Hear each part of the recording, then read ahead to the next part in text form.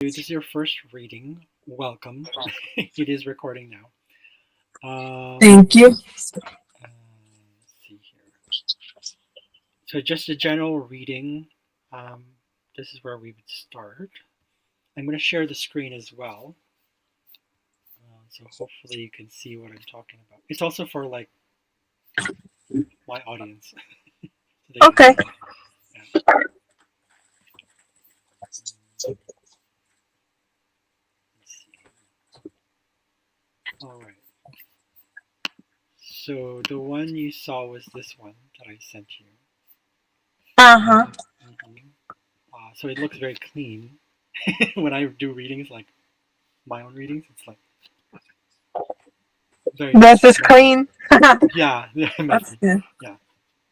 So okay, so um, usually what we do is kind of in astrology. I don't know if you how much you've already learned about astrology, but there is usually like the planets, there's the houses, there's the signs. They're just parts of the whole picture, right? Hmm. Yeah. Um, I can see right away that with your sun in Scorpio, it's like this is something that for you is very interesting because it's something that's like, oh, it's out there and it's kind of like, it's not only mysterious, but there's a sort of like a specific logic and strategy to it, which is like, which resonates with that energy, the Scorpio, you know. I mean, but also the fact that you're also like adventurous in many ways. Like you have the sun in the ninth house. Like so you Mhm. have a Scorpio, but it's sun in Scorpio, um, and it's in the ninth house. So that means usually you really enjoy traveling. You probably Oh yeah. enjoy like culture, languages, even like belief systems, certain belief system, philosophy, those kind of Hmm. things that resonate with you. But the thing is, here's an interesting thing. I didn't really notice this until now, because I kind of did a preview of your chart, but I didn't really read it. I just went Hmm. do do do do do. Okay, I see some things here. Then I noticed here. I totally did not notice this. You Oh. have, yeah. I'm gonna go jump into your identity, your personality. Okay. You have, you're Plutonian, like not just because of Scorpio, literally because of Pluto. Pluto is this little planet right here, this thing right here. And first of all, Plutonians, Sun Pluto people, you like genuine. You like you resonate with uh, yeah. You can't like when there's an elephant in the room, you're like fucking open it. Like why are we talking about it? Like there's an elephant in the room. Why? You know, especially for Yeah. Scorpio, especially in the placement of Scorpio with the Sun. Your Pluto was in Sagittarius, thing, so there's a bit of a fire air mix there. Hmm. Um, so typically, uh, Pluto in Sagittarius is you like you like your adventures to be real. You like your experiences to be real. And you're also being taught to be real. As you got older, you wanted to be like intense. You wanted to be yes genuine. You wanted to be what's the word? So something to do with power. It's a lot to do with power. Feeling like sort of like in control. That's the general gist of Pluto. With it Sun, it's almost like your vitality is like it's almost the opposite. Um, the ironic thing here is that usually Pluto, you don't mind being in the dark, right? Right. Yeah. Yeah. So that kind of gives you sort of like this connection to. It's sort of in a way cathartic. You know, that's very much a Scorpio energy, but it's more about the whole. It's really what you call the use misuse, and abuse of power. So this could be depending on the placement of the planets. So if you knew this already, astrology is has the planets, which are the what? They're like kind of like the actors, and then you have the signs, which are like your costumes, and the planets are like the stages. Mm. So putting all this together, real if you've seen pop astrology, right? Magazines, newspapers, whatever, right? Online, and they give all these general things. Oh, for Scorpio, this, da, da, da, da, da, da. It's super general. It's not specific. It's not detailed. Personally, for me, Right. I like detailed. Right. So this is also why I go into detail.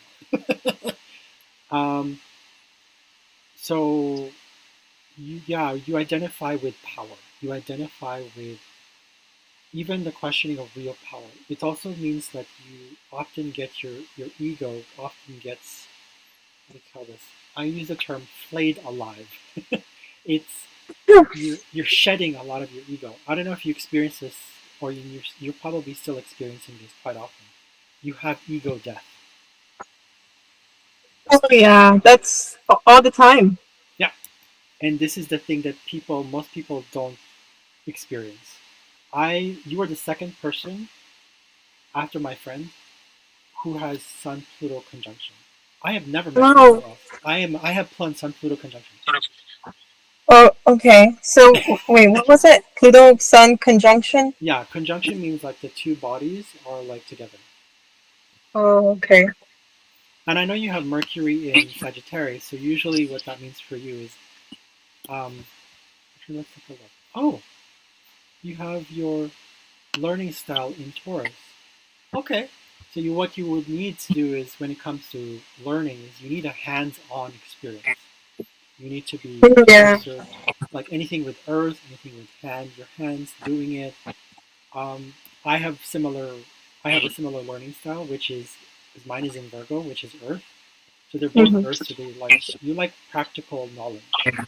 Yeah, I If always tell you people I'm a kinesthetic learner. yeah, hmm yeah, probably you probably also nature is a natural Oh, I learner. love. Ah, yeah. So you like Yeah. yeah, you probably connect a lot with trees, nature, plants, farming, Uh-huh. agriculture around us. Okay. So yeah, so with this Sun Pluto thing, it's very much that whole. It's important to you to experience things, specifically when it comes to beliefs or philosophy, your own philosophy. You want it to be just pure out genuine. You hate things that are trivial. You hate superficial things. You can't stand it. Just cannot stand it. It feels Yes. suffocating, right? Hmm. Yeah. Um, but you also tend to be private, not only because of the Scorpio thing, but also because of Pluto. Um, Privacy is a kind of thing, but you do have it in your sun is in the ninth house, so it's you have more of a mixture of fire as well in your terms of like your identity, which is the sun. Mm. What this also means is, I'm sure you probably heard this, that when it comes to Sun Scorpio people, or the Scorpio people generally say, like people, the pop astrology, is that Right. um, you enjoy things that are, well, things like this: astrology, psychology, Yeah. taboos. Okay, Hmm. taboos. You're open to those things. People always go to like sex and all that stuff. No, that's not really Scorpio. A real Scorpio, at least an elevated Scorpio, will want a real connection, like absolute trust connection. Like it's not about to the death all the time, but it does have that feeling that it's like I know this has to be meaningful. Life has to have purpose. Life has to have meaning. Otherwise, why would I do it? Right. Absolutely. Yeah. So this also kind of ties in with like any relationships that you had with a father figure or your own father, um, and that is uh, toxic. It kind of let's take a look. Oh, okay. Now I see. You have is that even well the Pluto thing here. is square. So we have also aspects in astrology, which is like relationships between the planets. They're also like potential things that potential occur through life. We don't know exactly what happened, but we know in general what that is about. So in this case, you have the Pluto um, Mars square. In this aspect, unlike a conjunction means that the planets, kind of like when you're driving, you're in the same direction. You're going in the same direction. Right? The same Mm. a square is like this traffic and this traffic. Now, Oh, okay. so you run into challenges. One wants to go this way. This one wants to go this way. So what that means is that you potentially had to you related with either your father or a father figure um, through this kind of this thing, which is about power and anger. There's a lot Mm-hmm. of probably like fighting or at least explosive anger, Yeah. especially for you. Your Mars is in Virgo, and that usually means that it's a very technical sort of approach. You analyze what you do and you want it to be a certain way. Yeah. Yeah, especially with relationships. It's in the seventh house, so house of relationships, house of contracts, all this. We'll talk more about this. But so that's the big thing that I see here because it's like so there was like probably like clashing between you and your father, or at least a father figure. Um, there's also like how you portrayed yourself to that father figure as well. Maybe you wanted to be different. It's in Aquarius. You wanted to be different. You wanted to be unique. You wanted to have independence, but you also wanted to be connected to people without being too attached. That's Aquarius. It's like it loves people, loves communities, friends, all that stuff, society, changes, um, uniqueness, very scientifically minded, kind of, Um, but probably your father didn't approve of that, or your father didn't. There was a clash between you and your or a father figure that was like, why are you that way? Like I don't know, but definitely power struggles. That's for sure, and Right. not really about support, but yeah, to a certain degree, it was that. Um, but at the same time, I'll let you. Sorry. Okay. That meaningful experience, particularly with anything. Well, yeah, it could be anything related to the ninth house stuff, which is again philosophy, possibly a certain faith or belief system, maybe religion. I don't know. Traveling, long distance traveling, big business as well is part of this, because that's Mm-hmm. all. So what that means, being in Capricorn, is that you have a certain ambition that is like it has to be factual, it has to be this way, it has to be based on discipline. That's how you grow. That's how you expand. But that affects Pluto itself. So your experience with it in Sagittarius also means that it's not just fire Pluto, it's also Earth Pluto. And what that means is that it's not just about this whole like let's go get it. Let's usually because usually Pluto in Sagittarius or Sagittarius itself is a sign of aimlessness because it wants to aim, but because it's so curious about life and philosophy and the meaning of life, it almost wants to experience every single thing. But it has a tendency to run away and do something else. So things never really get accomplished. But with Pluto there, it's like, no, that's going to be different. You treat, you actually treat not only those things that I mentioned earlier, which is sort of athleticism, real, what do you call this, activity, that sort of Yeah. activeness. It has to have Oh, yeah, yeah. It can't be I shallow. mean, Yeah, go ahead. yeah, I'm coming out of the gym, so Yeah, that explains. yeah. There you go. So I know sometimes some Scorpios, depending on the Scorpio, like when I read some charts, I've read charts for other Scorpios too. There are some who kind of like I sense this sort of like, I think you're reading me way too much, and it kind of like, hmm. It's like, oh. Kind of That's like, funny. I'm sorry, but That's what you it's signed up for. yeah, it's part of the process. So so bear with me here, but thank you. Um, so Yeah. yeah, it has that sort of Capricorn, which is also about not only discipline. Like when you do your sports in your gym, it's not just about discipline, right? You're also about um, like it's almost like you're open to the lessons. It's Mm. you know that there's a reason for them, and that's how you learn. Mm-hmm. And sometimes that also leads to certain decisions that feel kind of karmic.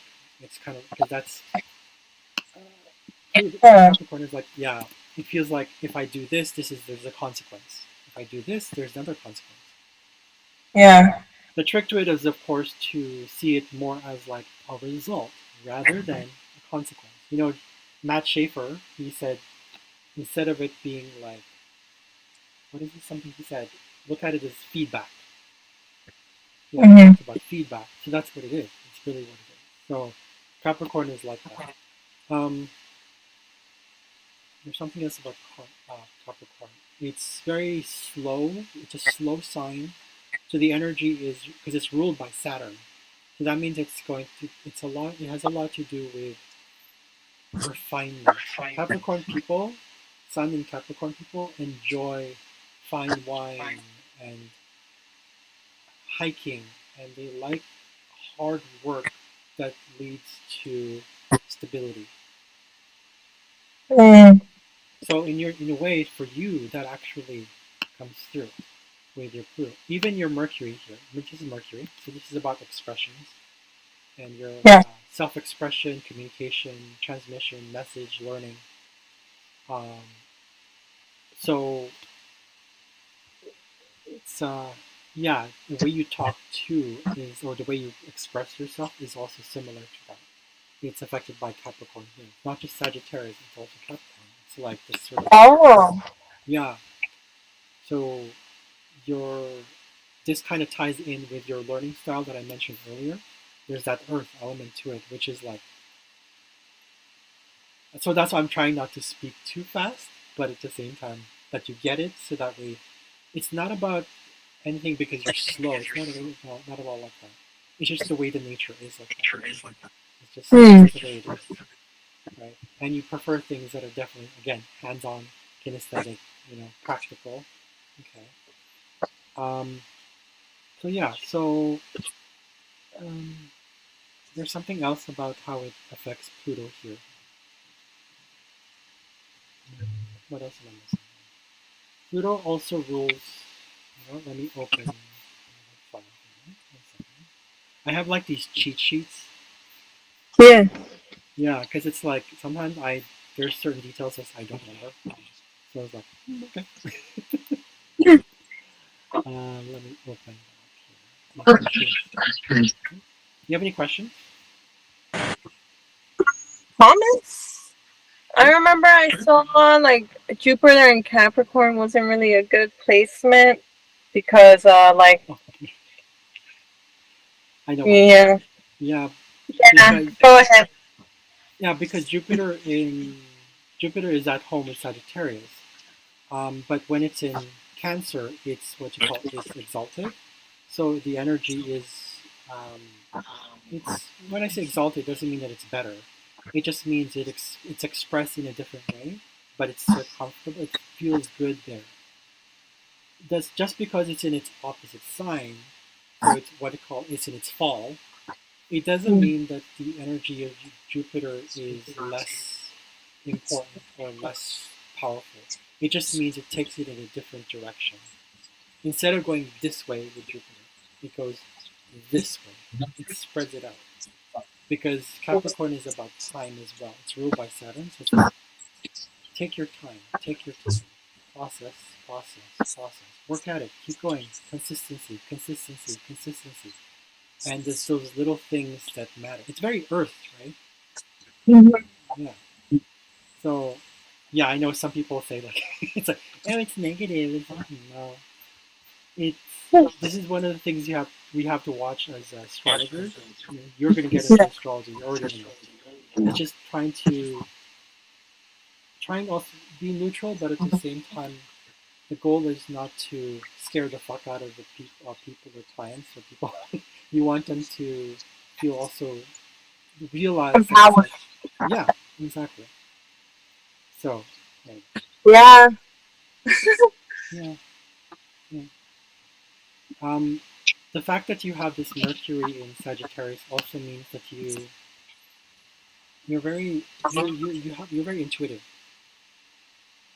Oh, thank you. Yeah. So you get these downloads quite easily, which is actually interesting because it's like it's in your 10th house. So that means it's I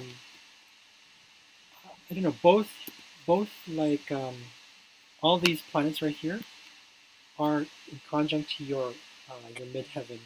So this is part of your not real path, but like your career. It's part of a potential vocation. So something to do with writing. I don't know if you've ever do you do that? Well, I journal all the time. Aha, there you go. So yay. So Yeah. you're yeah, it's pretty much you. Every person is already walking their path. Sometimes, and the charts will always show it. But now we're just kind of like revealing certain things, like Interesting. yeah, You're yeah, like, and yeah. mhm. We're just dipping the toe in the water though right now. So we're not even we're not even close. This is I'm Oh, going in detail, but it's like no, not yet. wow. Oh, I know. Are you I okay know with that? You astrology. sure? Okay. Oh, I live for this stuff. Okay. Cool. Okay. Cool. Yeah. Yeah. I mean, Scorpio. Scorpio loves the weird stuff. Scorpio loves. Yeah. I feel like this is the only time I can like feel comfortable speaking out on this stuff with someone. Oh. Especially, is it because of like, especially after FTP or before FTP? I just think people don't really get into astrology, and if they get a little bit deeper, it's usually just like, oh, I know my three signs, and that's it. Like that's the the deepest that they go. It's like, oh, okay, I'm just rising, and so it's like I've even delved into like Vedic astrology. Oh my god, that was a lot. What was it? What was it called? Vedic astrology. Oh, Vedic. Oh, interesting. Okay. That was a lot. Wow. Okay. Well, we're still gonna go It's like a an lot. ocean. Yeah. Yeah. We're still gonna go a lot here. There is one thing that I wanted to point out. Tapping more into that sort of that meaningfulness that you enjoy. I'm not going to go through every single part here. Like, if you have Yeah. specific questions later, we'll go through that. But the one Okay. that stood out for me was this one, the Sun Pluto thing. The one that's the one that stood out because it's like, Yeah. yeah. So, um, let's see. But because it's about Scorpio, Scorpio is also open to like because it's about meaningfulness and like deep depth and intensity and catharsis. We're going to go into a little bit of shadow work through the charts. You're familiar with shadow work. You do shadow work. I'm pretty sure. Yeah. By now, a lot of people are realizing that it's like, oh yeah, it's important. Um, Uh-huh. so you know how people always say, oh, this is your because as we get older, this is the environment we're in first. Really, not kind of first. One of the environments, but this is a general relationship sort of environment. This is the cusp of the seventh house, which was in Leo, so you're descendant. Um, what that means is how that ties into your ascendant is that you're probably surrounded by people, most likely starting with the home environment, with people who are dramatic, um, maybe self-serving at times, depending on your perception of it. Yeah, self-serving, egoic or egotistical, those kind of things, Oh or yeah. yeah, or a lot of that whole like too much playfulness is not serious, right? That could Yeah. also be the case. So in that case, what happens is that there's a part of you that suppressed that. It became part of the subconscious. So what happens is that you might still, again, astrology is a language. because you Right. resisted it, you've suppressed it, disowned it. You know, you've suppressed it, disowned it. You know, instead, what you want is this one. You want people to be intellectual, scientific, grounded, but crazy and weird and unique and themselves, not like overly concerned with their emotions and more about the people. Stop being selfish. You actually probably get those people still, right? Do you draw that? Do you think you still do that? Oh, the emotional and the middle. I literally was thinking. I was doing my own shadow work of why I was attracting these kind of people. So Yeah. yeah. It's hard. Yeah, once you start getting into that, it starts to balance out. Yeah, right. Every time you have like shadow stuff, it is always an Uh, opposite. There's always opposite, and you have to bring them together. Integration. okay. Mm-hmm. Yeah. Um, so that's the general thing about the whole, you know, descendant ascendant thing.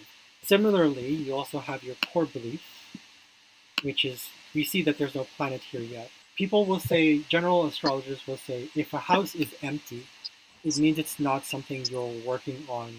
It's not that important. And I'm like, actually, all parts of our lives are important. It's just ones are stronger than others, like they're more highlighted.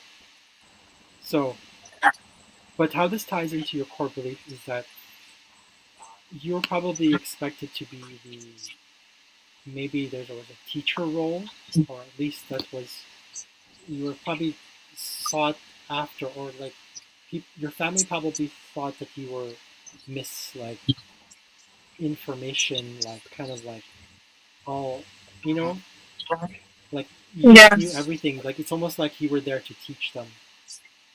Um, and what that does to your core belief is that that kind of becomes your role. That's just like, oh well, then yeah, I must be this kind of. And you also you were expected to be like maybe flexible, completely adaptable, all those things. Being in Gemini, Gemini is the most adaptive and Oh, in the whole zodiac. right. Yeah, that energy is Gemini. Um, it also means that in the environment that you're in, your family, a lot of indecisiveness was probably like constant. Like was, Yes. so so that ties into your core belief, and that in itself you carry through into relationships. But that's for love astrology. That's synastry. What I want to do is tie it to your midheaven, which means that first of all, within the midheaven being in Sagittarius, what that means is that people see you as this like right away. I thought it was like, oh, she looks athletic. That's the first thing I saw. Not Uh, this, not Aquarius. People say it's the mask, but I'm like, no, I that's the yeah. first thing I saw. So people perceive you that way, and also philosophical, of course.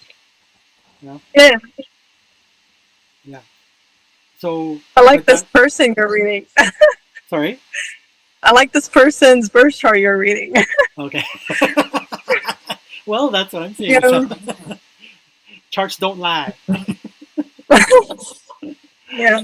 Um, so how that is opposite to your core belief is that your core belief is that you actually want to be that part of there's a part of you that wants to be flexible and you know and not seen as this like only maybe also like rash and risk taking person.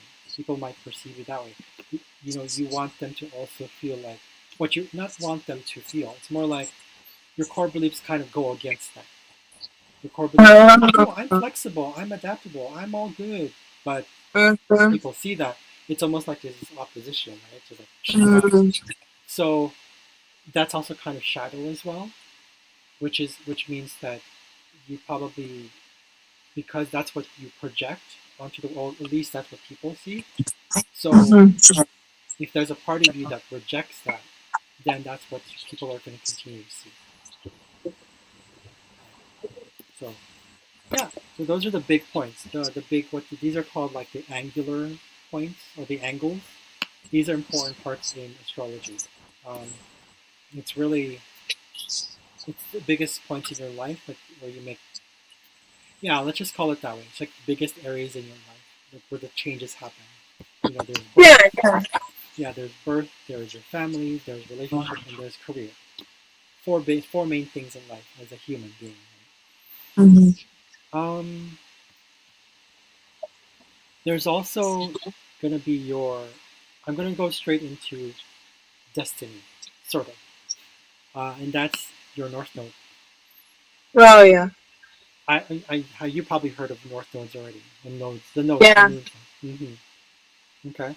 So the north node in Libra means that in the past you were used to being independent, the leader, the pioneer, and that's actually very Uh-huh. comfortable for you. You want to take charge. You want to be by yourself. You know, it was in Aries right here. Mm-hmm. hmm Um, and that also means that in past lives you were so used to basically being, taking care of yourself. So the challenge now is to not do that, but be with other people, and not be so also too aggressive and demanding, because that can happen. This is part of the shadow of, like, everything has two sides to it. So in the past, even though there's a leadership quality, there was also those other things too that were you had to probably learn from, most likely. In this life, your soul decided, which by the way is part of what I believe is the actual, like, birth chart. It's like your soul's Um, contract. Sorry. okay. Yeah. Yeah. So let me know if I'm moving too fast. Oh no, no. Okay. All right. Okay. Good. So there's that. Um, what this I'm going to go into detail a little bit after this one because there are more planets I'm going to work with. Okay, we're going to jump into with what do you call this? He's also so when we say rule, this is one of the things we say in astrology. This planet rules this. It means that that's what it's about. So in other words, it's that part of your fragment itself that is about this and this and this and that, whatever. Right? So core rules things like rite of passage, transitions. Um, there's also a bunch of other things here, like there's division. Okay, division within it could be groups, any sort of group. It could be ancestry as well. Um, it also is about finding yourself as an individual in the collective, and it's also about, let's see here, vision, recognition, acknowledgement on searching for past life trauma towards healing. Okay. Um, lineage is also it's also part of that. Missions, source energy. I'm just stating a bunch of things here. Okay. It's also about multiculturalism for some reason. Um, being kind of like that whole connection, seeing that there's a connection with you and others. Yeah. Yeah. So culture is part of the whole. It's part of that as well. So you don't like labels. You hate sort of the I wrote here adulteration of beliefs. You don't like being. You don't like seeing that this is what it is, and you like it to be purely as that. Right. But one of the biggest things about yes core is definitely like it's like it's the higher vibration of Jupiter, which is like optimism. Core is like, no, I am before optimism. I am the source of optimism, expansion. I am the. It's also lifeblood. So it's really like lifeblood, soul work. It's the rhythm of life. I don't know how to describe it. Core is weird this way. Sometimes it's hard to describe core. Um, so it could also mean that you might like things with rhythm, beats, Okay. Yeah. Yeah. yeah, yeah, Uh-huh. like rap or drumming, anything to do with rhythm. Mm-hmm. Okay. Um, but because it's in the because it's in the cusp of the 10th house, right here. Is it? Yeah, 5 degrees. Yeah, right here. So you probably get into. Are you? Have you ever been interested in like police work? Police. Like something related to homicides, like investigations. That's a Yeah, for a Scorpio thing while too. But yeah. I had my phase for sure. Okay. Yeah. Mm. How about culture and multiculturalism? Oh yeah, especially because I'm like half Mexican, half Iranian, so like all that culture. Then living Oh, in America. cool, cool. Do you understand Persian? No, Okay, that's okay. I speak Spanish though. So Oh, that's cool. That's cool. Yeah, mm. yeah. I don't really. I try to, but not really. I Yeah, prefer. Sorry. where's your last name from? It's from my Well, dad's side. It's Filipino. It's it's actually ah, really Filipino. It's not really really Filipino. It's like a region in the okay. Philippines, and it's not I Spanish. can see the Filipino because I know Filipinos. A lot of times, Latinos, Filipinos, Oh people yeah, get a little yeah, confused. that's right. Yeah, yeah. Okay. Never. I've never had a. I've never. So this is gonna sound weird, but not weird, but like I'm like possessive or something. But it's not. I've never had a Latino boyfriend. Latino boyfriend. Yeah. Well, I've had like not gonna have prospects. a. Sorry, Yeah. Uh, what did you? no comment on that. Oh, Latino boyfriends. Yeah. so you're not your They're type. there's feisty. I don't know. Yeah, yeah, that Not makes sense. I want to generalize. Oh yeah, I understand. Yeah, I totally understand. Yeah, so there's that. Oh. But you have you ever like worked with because on what they call mundane astrology, this kind of ties in with also the career path, which is the 10th house. Have you ever worked with teenagers? Yeah, I've Mm, had more like jobs with kids. Yeah, okay, kind of with teenagers. So. okay.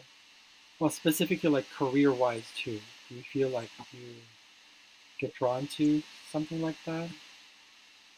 I don't know. It seems like it's more drawn to me. Like as I'm always working with kids one way or another, and I'm like, well, why? Oh, that's part of it. I think the quality thing is part of that. Sorry. Yeah, and then the kids like me, and I'm like, no, because they're a lot, but they're cute. But Yeah. but yeah, no, Um, yeah. how about um, let's see here. Do you feel drawn to anything related to prophecies and ceremonies, initiation ceremonies, hallucinogens? Oh yeah, Okay, there you go. Now we're getting somewhere. Okay, cool. Yeah, this is part of that too. Um, that's so place. interesting. Yeah, I know, right? It's like I had to Can do a lot of I research. share something? You're going, you're going.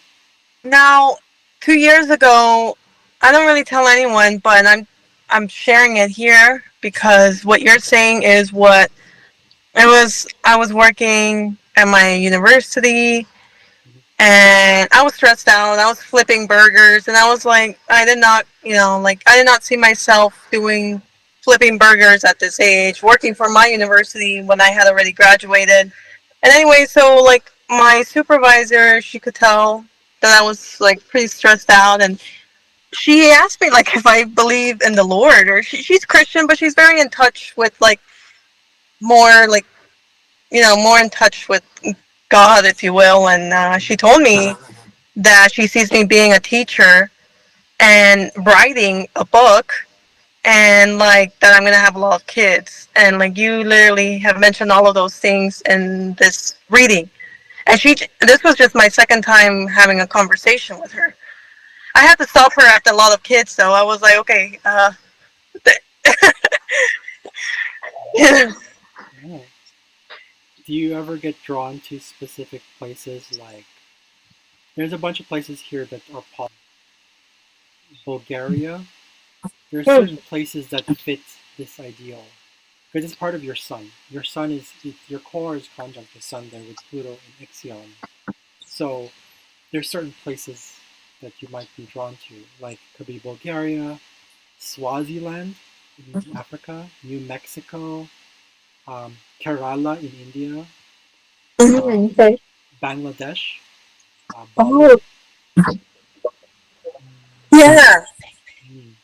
Taiwan is part of this one, Yunnan, China, Finland, Ethiopia, Yucatan Peninsula, Buddhist temples in Seoul, um, Cotopaxi in Ecuador, Sweden, Laos, the Luang Prabang, Laos, Mhm. Chiang Mai in Thailand, Germany, Taviano in Italy. Um, these are places that have like these ceremonial sort of areas of culture. This is what I did for my research Uh, on this. So yeah, like where there's like anywhere where there's like they celebrate initiation rites and festivals. So coming of age. Yeah, that's Yes. core too. So it's a transition to like I'm becoming older, more mature. Yeah, that's very core. Um, Well, thank you for sharing that information because I've been definitely wanting to move out of my hometown, and I have been drawn to a lot of like the places that you mentioned. Some I haven't really yet, but some definitely yes, like Bali or California and New Mexico, and mhm, mhm. yeah, Cool. Yeah, because you usually get drawn to it even if you didn't, even if you haven't read even if you haven't got your but chart read or you read your own chart, it's somehow going to be there. yeah, Sometimes there are things that like for example, I looked at some places that I could have gone to, but I didn't. But it's in my chart. okay. Yeah, like so. For example, if I saw some asteroid, these are actually asteroids. Um, and I saw some asteroid in my ninth house, and it was showing that it's like, yes, I would. It shows that I was in Germany. It shows that I went to Italy, and I was like, yeah. And it shows that I went to Japan, but not the place that it showed me in. So I was like, but it's still at least it went to Japan. So I was like, yeah, I've been to those Right. three countries. Yeah.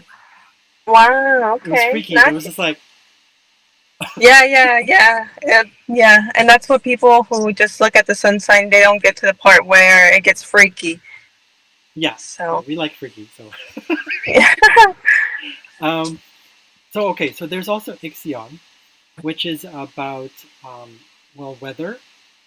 It's about the weather. It's technically actually Ixion in real in the overall thing about Ixion is bliss. It's a part of us that want to get in touch with. It's like we just it's kind of carnal. It's like a carnal type of energy. It's like this is what we really want, and I want it, and you'll do anything to get it. Ixion is a part of us that is will go to any lengths to get to be happy. When I say happy, I mean like things that help us get in touch with our instinctual sort of like needs. So Yeah. it's what we look for.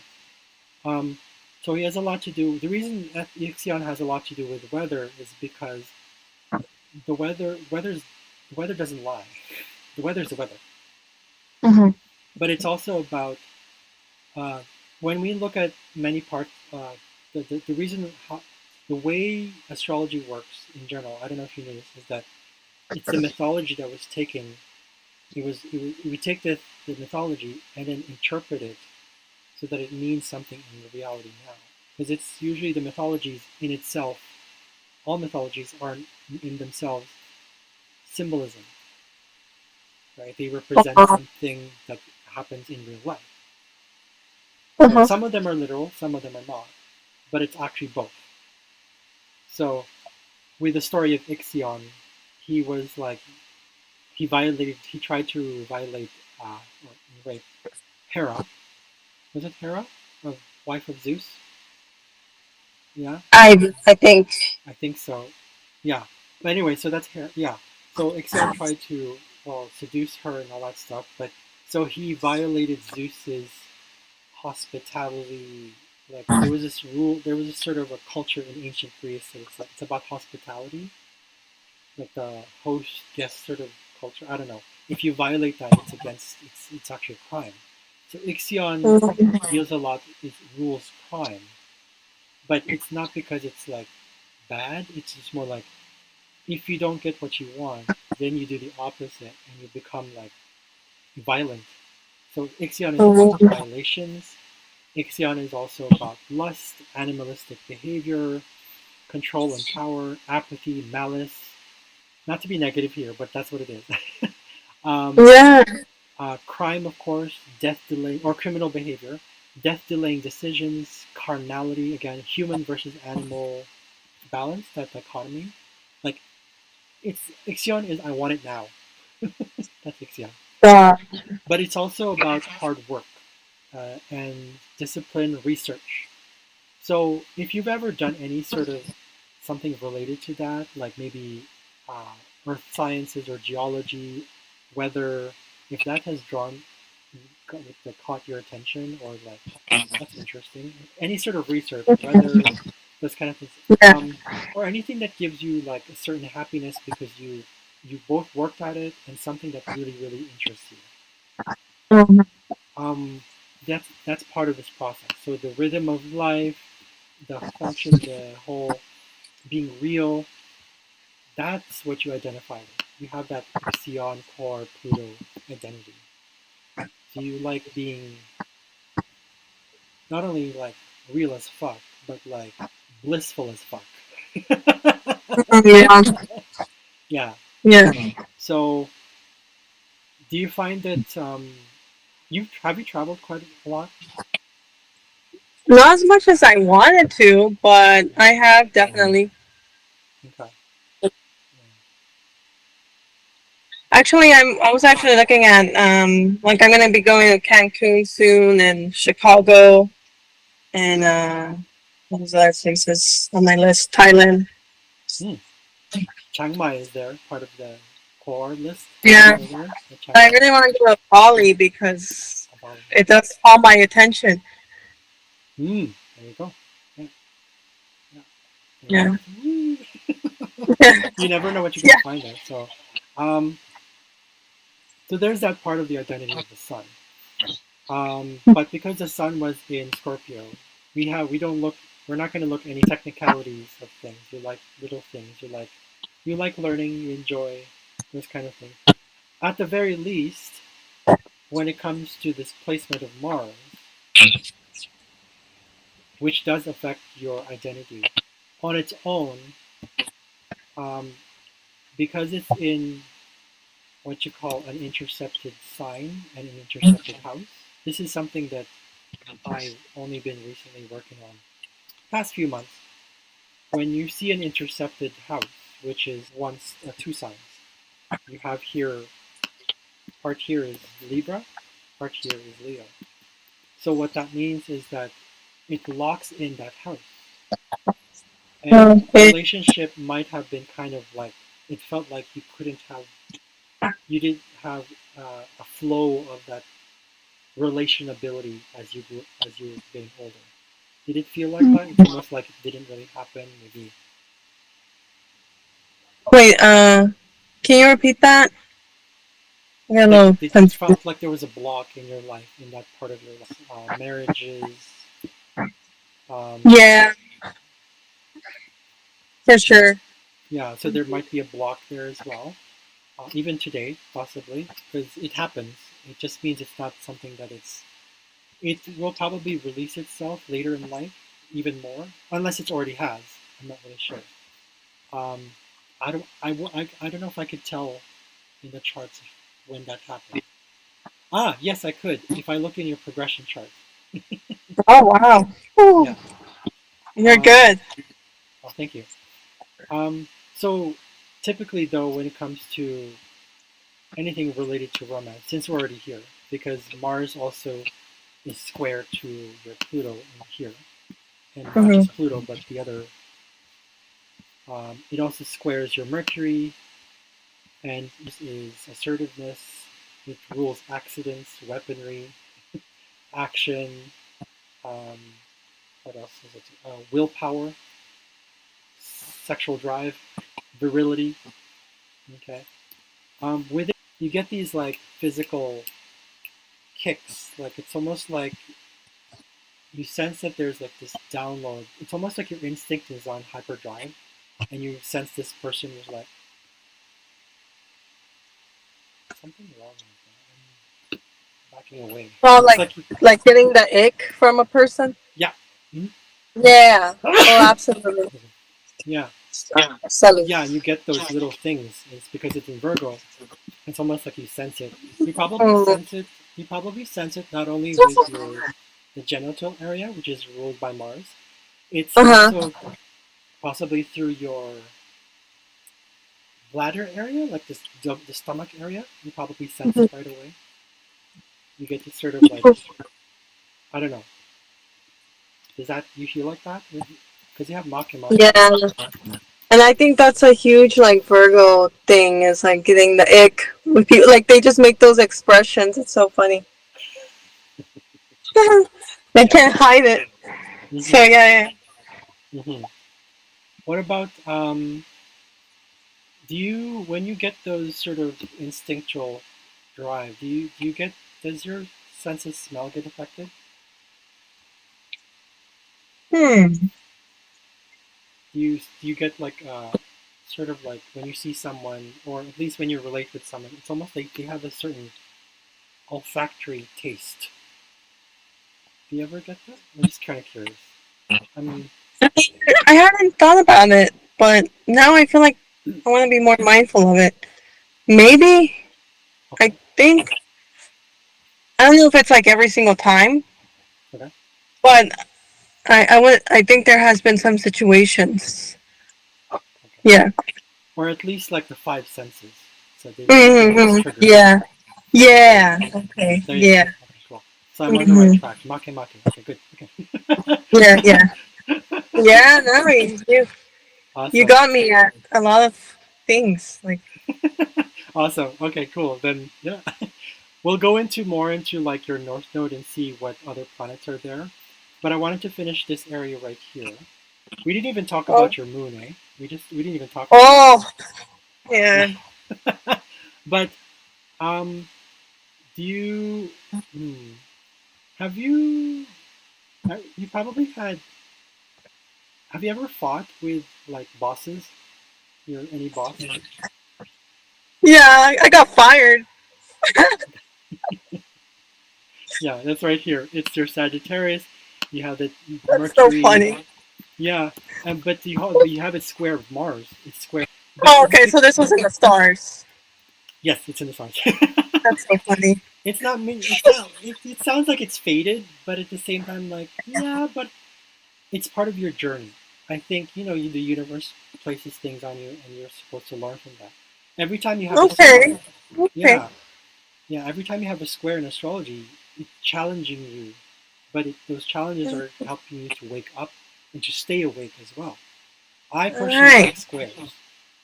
All right.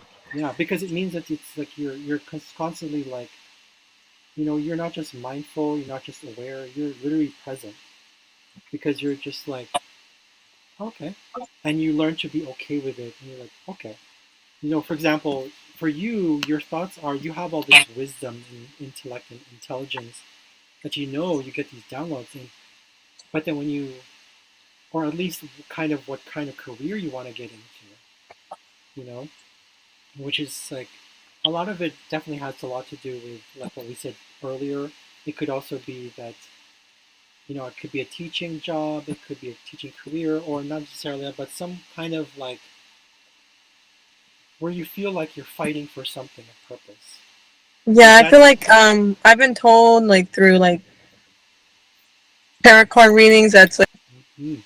And because you have a strong instinct as well there. Pallas Athena is conjunct your Mercury, and she's about creativity, intuition, instinct, and strong will. She's the goddess of warfare, but also weaving. But why weaving? Because she understands the connectivity of things. You understand all oh things are connected. Yeah, it's that wisdom. It's there, and you're aware of that. You actually have, just like mine, you have Pallas Athena conjunct your midheaven, but mine's in retrograde. So for me, I feel like I don't think I'm getting the messages. I don't know. I don't. I feel stupid. Like literally, that's how I grew up. But now it's released a little bit more. For you, it's like it's open. So you have these things you just know. So sometimes when you get into a certain specific job, even if it feels like a career, it's like where is this connected? How is this connected to the long term thing, like life itself? Am I Right. experiencing? Yeah, Yeah. yeah, Absolutely. yeah. So, but what that can also mean is that let's take a look at the mundane stuff here. It could also mean that you might be into things like activism. Oh yes. Yeah. Coaching is also part of that. Some kind of mix of Yeah. that. Hmm. Um, what do you call that? Athlete is definitely one thing. That's for sure. Athlete is I'm not a, just. I'm Yeah. actually a personal trainer. There you go. There you go. So Awesome. yeah. Cool. Yeah, that's awesome. So you Yeah, love following. I'm at the gym here. I'm sorry. What? Like I'm at the gym still, so I live at the gym. Oh, is it? It's, It's your second home, right? yeah, basically. That's fine. That's fine. I the swimming pool was my second home. Oh yeah, I think I'm gonna do that after. Okay, cool. Hmm. How do you feel about also like anything to do with not necessarily feminism, but yeah, you feel connected to that? Any sort of like, or maybe parent-child relationship, like kind of a coach through, because there's always a connection, right? So I feel like there's a connection between athleticism and particularly father-daughter relationships. Oh, Yeah. oh, I see. I don't know. Sometimes I feel like I'm not as in touch with my feminine side. I feel like I'm more on my masculine side. I don't know if that has to do with more of the fire energy that I have. Yeah, yeah, yeah. You have fire in everything. Yeah, So. and Yeah. like it can be pretty like I know this, but at the same time I kind of just own it. Now, as far as like if you mean like feminism activism, Mhm. I mean I have my views and opinions, but I'm not like fully out there. I'm more activism with other things like worldly stuff that are going on, or like I'm vegan, so Oh, I'm I vegan too. oh nice, nice. So yeah, I do love that kind of activism and There you go. yeah. That ties in with core too, because core is in touch with nature, sort of Mm, like in certain in many ways. But yeah, yeah, there's something about the nice. vegan thing. But when did you start? When did you start become a vegan? 9 years ago. Oh, okay. Mine was only 4 years ago. That's still a long time, you know. Mhm. For me, it was just watching the videos. I think I just ended up being disgusted. And, well, it was easy once I watched the videos. After following a whole bunch of Instagram people, like I lost my appetite. Mhm, mhm, mhm. And, oh, Yeah, it's okay. Yeah, I for me, I did it more. To be honest, it health. The fact that I get gout. Um, yeah, yeah. No, I would say I did it for all the reasons: health, environment, mhm, animals. yeah, yeah. At least for me, it became this sort of It was like a catalyst. Like when Mm-hmm. I started realizing that I was like, I'm actually making a difference. Yeah. Okay, I'm gonna go take it further. So I started. I actually wasn't fully. I'm not even fully vegan. Fully vegan because there's this one thing that I still use today, and I use it because it was a gift, and I know I could get rid of it. It's this one. Oh, that's okay. But for the most part, like I got rid of my leather stuff. I got rid of. Um, well, I gave it away. I didn't throw it away. I gave it away because I'm like, I'm not Yeah. gonna use it anymore. I made a mistake, and it's like, oh, I got this nice chair, and then I checked Walmart, and it was like, it's leather. Shit. Yeah, yeah. I was like right away. I was like, nope, new chair. Nope, I'm not using this. So I gave it away. I gave it to my dad. Um, That's But then nice. I continued, and um, but I mean, yeah, as long as we're doing our best, right? So, anyways, Right. I'm digressing. I'm digressing. Sorry. Okay. Oh, Um, right. what else did we talk about? We can go back to the other things too. We haven't gone through the moon stuff yet. Do you have any? Oh, your North Node. Sorry, that's the one we're going to focus on. So the North Node is in Libra. Okay, we talked about that a little earlier. Um, but here we have Haumea Pholus conjunct your North Node. What that means is that sometimes you're you you are allowed to make decisions that feel like last minute decisions and um, kind of have be more in touch with your nature, inner nature, your what do you call this? Your mother nature side, which is Haumea, your ability to be. Uh, this is gonna sound funny. Fertile, seed, fertility, regrowth, recreation, nourishment, life-giving energy. But she's also regeneration. Um, she's the one that goes like, if something dies, it has this natural way of growing back. So it's like this natural ability to regenerate and grow. She's like Pluto, except Pluto is more about in the depths of like what mycelium. You know the mycelium network, right? You've heard of it? Uh-huh. Yeah. Yeah. So that's Pluto. Haumea is not like that. Haumea is like Gaia, basically Gaia herself, kind of. Okay. Trust in our inner nature. We know what's real for us. We know what's like what we can. How do you call this? It's just so your one of your goals or one of your not goals. One of your the direction you're heading is in the North Node, right? So being Mhm. that it's in Libra and we have Haumea there, it is about being in touch with, um, I guess, your natural connections.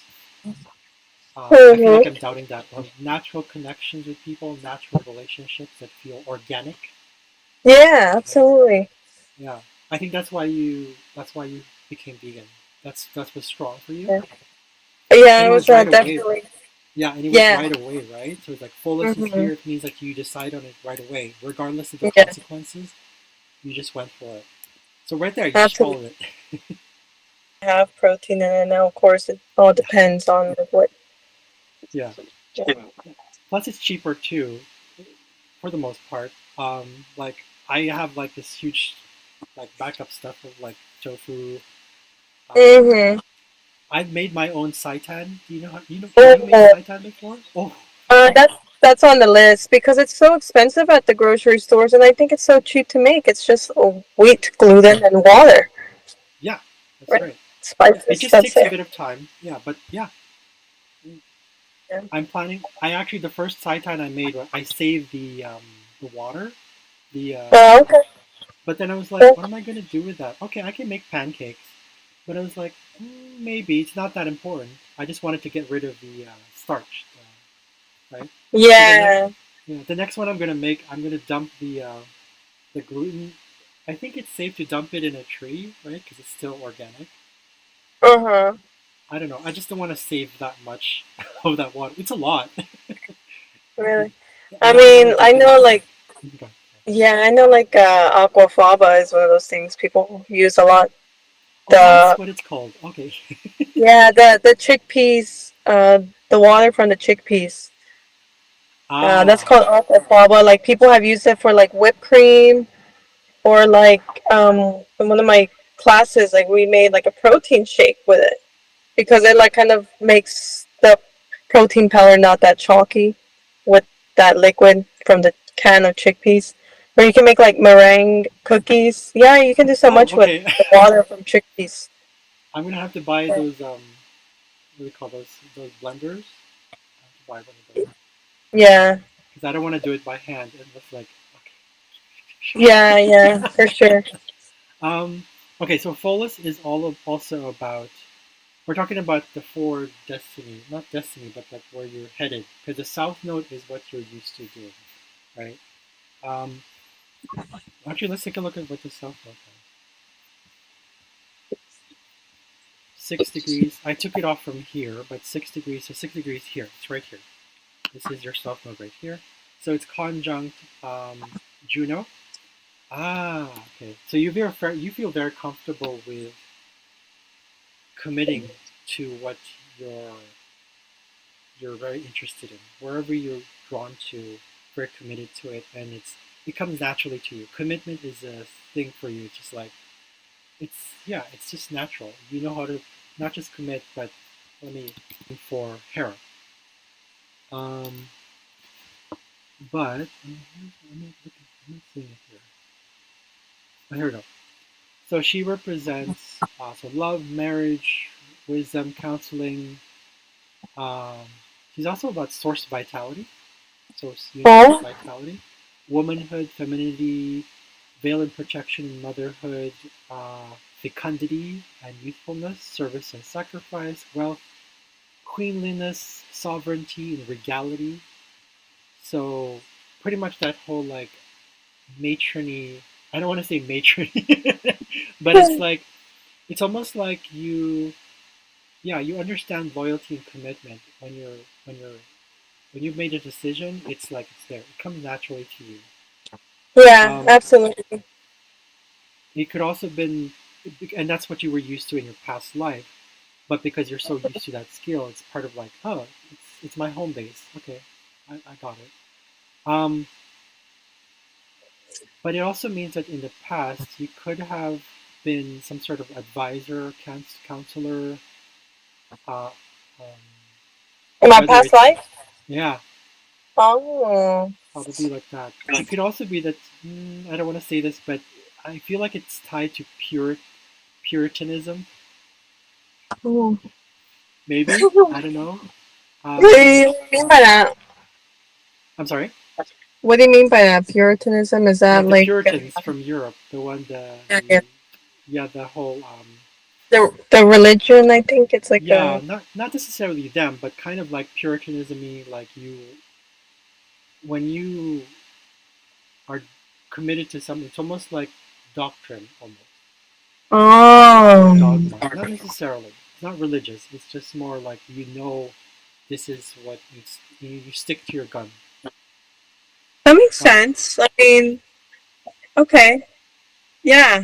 Like I grew up Jehovah's Witness, and I kind of oh, for a while, that was I don't know why I made that connection. So. yeah, that makes sense. Yeah, that totally makes sense. Uh, so you could have definitely been like this sort of like you maybe in charge of some sort of group, or maybe you were like the mother of mothers in a past life. You could also have been like a protector, a guardian, some sort of like it says tutelage, okay, or the opposite, like a servant maybe, um, something to do with censorship. I'm not sure if that's part of that. Um, maybe you worked with heifers or cows, oxen, goats. Maybe you were in a farm. That's Mm, cute. probably in military. Maybe you were in that kind of service. Oh, okay. Part up there in politics. Probably that's part of it too. Maybe you were a marriage counselor or marriage like a priestess or priest or whatever. Someone who brought in together unions. Or you definitely were in a long. You used to be in very long-term committed relationships, whether it's actual relationships or with like the country or a Oh. group or something or an ideal. It could be anything, but definitely like marriage around that area. Um, It's interesting. A lot of things that you're saying about my past life are very similar. Like it's like resonating with right now. Um, like I don't know why. Like for example, like back in September, I was really thinking of joining the Air Force, and even before I thought about joining the military, mhm. I was really, and I mean, I still am into David Goggins and then into like counseling and therapy and things like Hmm. that. So it's interesting. Yeah, in most cases, well, at least for me, um, like I'm not going to give you unsolicited advice, but usually what happens is that because we're so used to our past lives, like it's kind of like we're comfortable with. The goal now is that your soul chose to do something different, right? So here it's more about being part of this, learning to work with people, to be in partnerships. Um, because it's in the eighth house stuff, the North Node is in the eighth house. It could also be something with all that Scorpio goodness stuff, like anything taboo related. Yeah. You Yeah, okay? and that makes sense because I notice whenever every single time I aligned with the joining the army or air force or any sort of thing like that, there's always like I would pray and I would ask like if this is really what's for me. Then I noticed like other things would come and happen in a way that ended me switching direction. Hmm. Yeah, but no, I'm Yeah. okay. This is more for like lighting. Oh, okay, okay, okay. Yeah. That's totally fine. Yeah. Even if you don't get seen doing that much in the video, that's okay. But if it's for you, if you want, sure. Um, Yeah. okay, so we're gonna skip the other things here. If you have specific questions, let me know on the way. Gonna go into not the other charts here. I'm gonna close that down, and we're gonna go into the asteroids, which I like. I prefer doing because it's more.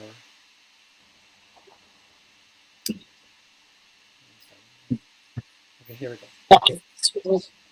Um, oh, it's frozen in time up in there. Okay, open this other window. Okay. So this one is where the asteroids are. So one second here. When I use, I'm going to go straight into your north node um, because that's where the big stuff is.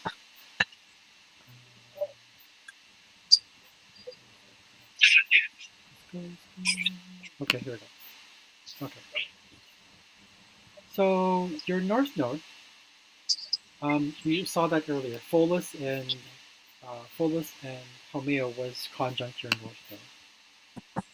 Uh-huh. But we have here the asteroids Clitia and Siren. I don't know much about Siren, so I'm going to just kind of skip Cyrene, sorry, not Siren. Um, un, Unrequited love. Oh, okay. Yeah. So in this case, what that means is not necessarily always unrequited love. It just means that when you commit to, when you're like very much into something or your heart is in it,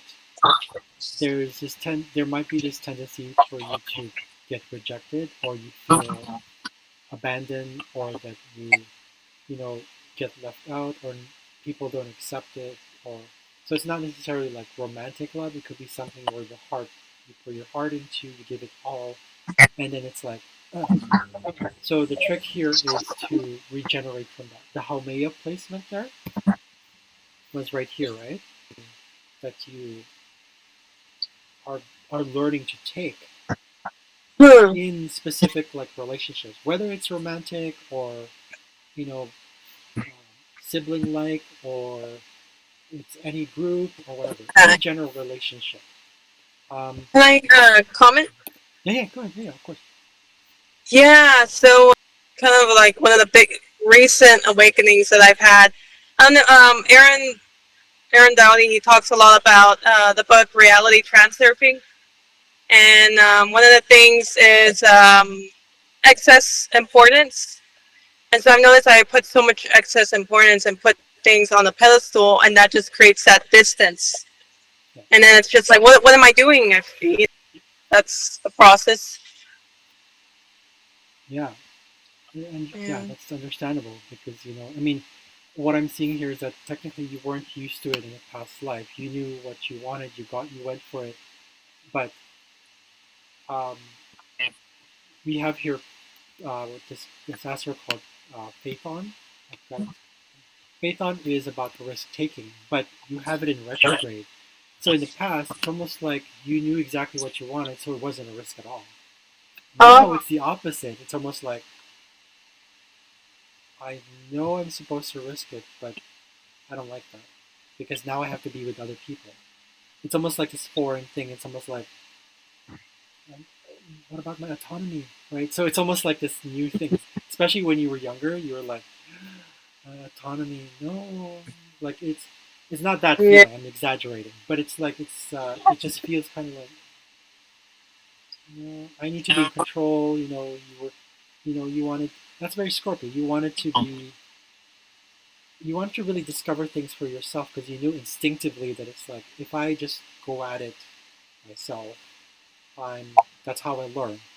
And like, relationships are kind of like, yeah, but that's the other layer that you had to peel and say, no, no, you have to risk it. Really, Teal Swan talks about that with it's a you have to meet. What do you call this? You have to. A partnership is basically similar to the way she described it. Is similar to exactly what we say in astrology about Libra. If Aries is the opposite sign of Libra. Aries is about I, naturally. Mm, Libra is not just about Libra is you and me, but both are about identity. mm. So there's the identity of I, meaning my freedom, my autonomy, sovereignty, all that kind of stuff.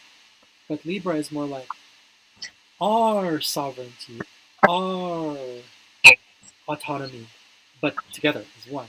So I'm tying Li Teal Swan stuff because Yeah. what she said was, who real relationships are happen when you find someone and they find you, and you are actually uh, there for each other's. You know they are in. What do you call this? Sorry, I don't speak English. They're there for. They know your best interest. They're there for your best interest. You have your best interest at heart. Well, like, That's yeah. So for you, it's almost like, I don't know. Do you have my best interest at heart? Do you like intensity? Do you like this thing? Are you willing to do this? And that very strong placement you had earlier, like I told you about. It's like Core, Ixion, Pluto. It's like all very, you know. Do you feel that sometimes when you were past relationship? You're just like, so that they have to have like the same sort of intensity or like the same sort of like Libra kind of we togetherness. yeah, but at the same time, it's like what I'm really trying to ask is, did you ever have relationships that were like they just couldn't, they thought you were just too intense? I think so. Hmm. Okay. Like, yeah, I feel like I just noticed like I guess that this is the Scorpio thing of like wanting to go deeper, like soul level, and Yes. for them it was already enough. What the relationship was enough, like it would suffice. Hmm. But for me, I was like, this is not something's missing here, and Yep. like, Yeah. Yeah. I, yeah. yeah, I totally. Yeah, I get it. So it's right. like, yeah, we should open like a dating site. I'm just kidding. So shallow. What's your sign? Libra. Oh, that's But cute. the Pluto is also Libra for me. Oh, But oh, but I'll explain later that I actually have a lot connected to my sun. I actually have. This is gonna sound weird. I have Artemis is there too, which is all about nobody chases me. I'm gonna chase you. I don't like being chased. That's Artemis. She was is all that about. Sorry. is that like a Libra Artemis thing? Or? No, Artemis was the goddess of. It was Apollo's sister. So she, but that's her story. She liked that kind of independence. She liked being wild. That's part of me too. I also have a bunch of other things too. I like being. I actually enjoy being like in the moment. I have this asteroid called Child. It's literally called Child, and it just means that I like to be in the moment. I like to trust it. But there's a darkness to it because in my experiences I couldn't be like that. Oh, It's a family thing for me. Um, oh, I have mine in the fourth house, so I have like Cancer. I act also kind of like Cancer. I'm very like oh, protective, like protect my space, protect my space, protect my space. And yeah. if I can't trust you, I'm sorry. Like Yeah. that was my history, and a bunch of other asteroids too. But one big one is this this it's actually a galaxy, or is it a galaxy? Yeah, it's a galaxy or nebula. I don't know what it's called, but it's called the Shapley Attractor, Oh, and it's uh-huh. very powerful. It's a plane of energy that if you have it, I'll have to check a look at yours. I think you have it. You have it somewhere in your chart. I'm pretty sure we all have it. But what that means is Okay. that what it represents is like if I'm focusing a lot on what makes me that makes my heart go, what moves my heart, moves my soul, um, then I draw in the right people, especially ones that help me work through my shadow. Because I have Lilith Oh, also there, conjunct. So I like the balance of light and dark. That's kind of mhm. like my process, particularly when it comes to relationships and family. That's my story. So, Interesting. yeah. Yeah, I was gonna ask if you touch up on the Lilith side, or The what? how. Sorry. Yeah. The Do you touch up on the Lilith on the birth chart? what? Yes and yes and no. Depends on where it is. Let's take a look. You have questions about that? Not too much, but Okay. just you know, I don't want to see if I can learn a little bit more. I know most people don't really talk about Lilith, but I Actually, a lot feel of like people. yeah. So decide of someone. I think it's healthy because it means Lilith is actually shadow work. She's Mm, she's like if Pluto is like that too, but Pluto is more about the outer boundaries of the process towards your inner self, your darker side. He's the kingdom. Lilith is the one that sprinkles all over the kingdom and says, "This is what you need to work on." I don't know if that makes sense. Sorry, that's the first thing that came out. But it's like, ooh, yeah, she's basically the shadow. She's the one that goes. She's about triggers, projections. Um, like when she had demon children, when she had children with demons. Um, wow. that's part of like that whole. It's to me, it means that she was it's embracing your dark side. That's what it means. When you have babies with demons, it means that you are completely being accepting and receptive of your dark side. You open the doors to, your demons. You go like, oh, okay, that's why. So it's very important. She's also not just about, I wrote here, ignorance and rejection of natural sexuality. Wow. Because I think she has something to do with periods as well, Ah. menstruation. Um, because there's this I think part of her story, she was really ostracized because she represented like, yeah, menstruation. It was like, ew, it's gross, blah blah blah, and then so she represents the male fear of emasculation or emasculation itself. Mm. Um, Patriarchal abuse, absolutely. Um, Objectification of women, or the suppression of the feminine side of humanity. Um, Oh. yeah. So she's pretty much like she's like Eris, but she's very direct. Except Eris is more about the woman, the female warrior, divine Uh-huh. feminine warrior. Yeah. Yeah, Lilith isn't like that. Lilith is seduction. She's like Pluto and Venus combined. She's like that. Oh, okay, okay, okay. Hmm. But she also rules witchcraft, um, animalistic side, your carnal side, kind of like a black magic as well, sorcerers, vampirism. That's part of that. Unwanted sex, also rape or even fear of being raped, misuse of power, magic, serpents, snakes, birds, owls, temptations,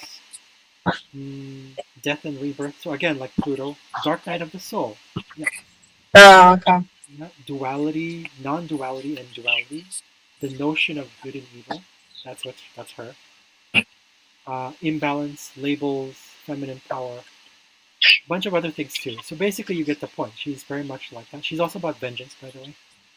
Mm-hmm. Um, Possibly also infanticide or newborns. Infanticide, you know, gender energy imbalance and controls, unconscious or conscious, meaning it, because it's shadow. Right? So either you're unconscious about your shadow or you are conscious about it. So again, because of the witch act, she's also about the whole as above, so below. She's like Hecate. On earth as it is in heaven. That's her. What else? So I'm gonna look at your other. Look at the other charts here and see what I find. Second. I want to see. I don't think I saw that. Okay, let's take a look. Actually, I'm going to bring that down. I'm going to actually look at there's four types because she technically three, but one has two parts. um, Oh, okay. but what that means really is that it's her process. One is like the first she had this.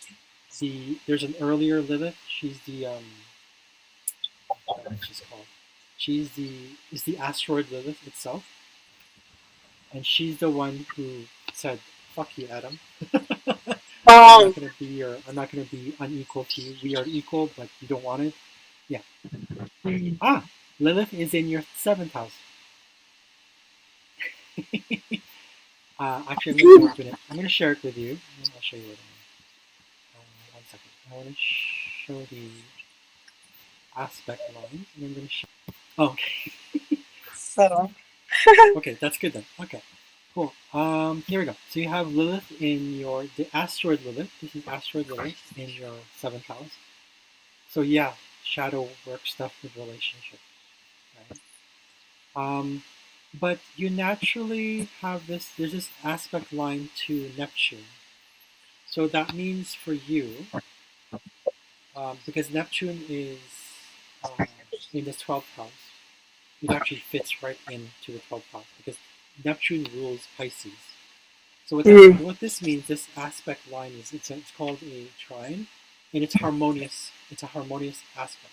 So that means that Lilith trine Neptune, because we're talking about relationships and reflection. So any sort of reflective state of being, reflective areas, uh, moments in our lives.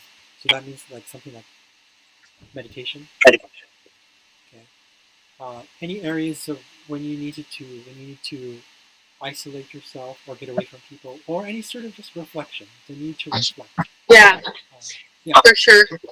So whatever shadow work you do, it naturally happens. You actually have two Liliths in your seventh house. You have the Waldemath Lilith, which is the the complete form of Lilith. She's the one that goes, "Oh, I know what I want." But Mm-hmm. the other one is like. So what this means for you in your seventh house is first you have this shadow work that you don't know you could do because you experience like people in your life that's like you have part of yourself that you have rejected or disowned. We all do that. But then later you realize once you once you basically reflected on those things, especially when you go deeper. Have you done have you done the completion process with this one? No. Okay. I'm trying it. It actually is helping. It's helping one of the FTP members. I'm helping her with it. I've been trying it a little bit, but even just The reflecting on memories, completion completion process. process. Yeah, it's Oh, okay. I got it on PDF, so I don't have the actual book, Oh, oh, but it's okay, like okay. digging deep into the subconscious, the memory, Yeah. going back to your childhood, inner child like memories. It's so like, yeah, I don't know. Yeah. Yeah, it's liberating because you do it bit Oh, by yeah. bit, and yeah, and you keep coming back to it. You keep coming back to it. So, Yeah. sorry, go ahead. Oh no, I was just agreeing with you, like the whole shadow work thing. At first, if you what was what when did you start doing shadow work?